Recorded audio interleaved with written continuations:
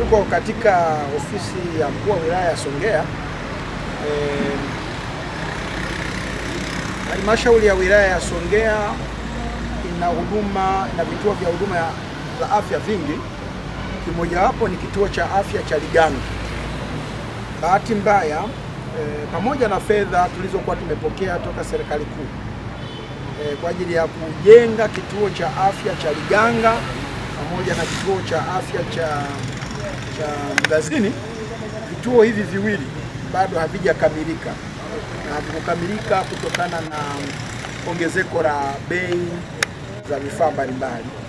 Sasa katika ziara ya mkuu wa wilaya wiki iliyopita kijiji cha Serekano, ilibaini kwamba miundombinu ya maji haipo kabisa katika kituo chetu cha afya cha Liganga.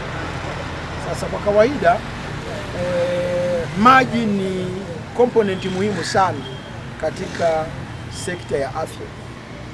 Katika hospitali mkikosa maji, kwanza ipo hatari kubwa sana ya mlipuko wa magonjwa, lakini kwa ujumla hapawezi kukaa na ufanisi mzuri wa utoaji wa huduma za afya. Sasa katika ziara ya mkuu wa wilaya ya Songea kwenye kijiji cha Serekano iliyofanyika wiki iliyopita, na katika kutembelea miradi ya huduma za afya, ilibaini kwamba pale hospitalini pana tatizo la mfumo wa maji. Maji yapo lakini hakuna tenki la maji.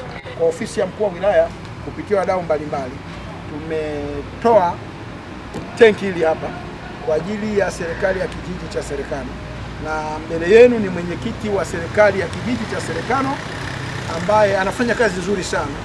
Amesimamia kupitia kamati zake mbalimbali za huduma za jamii pamoja na kamati za ulinzi na usalama. Pale kijiji kimetulia, kinakwenda vizuri. Sasa lakini ile hospitali kwa sababu haina miundombinu ya maji, mabomba yapo ila haina tenki.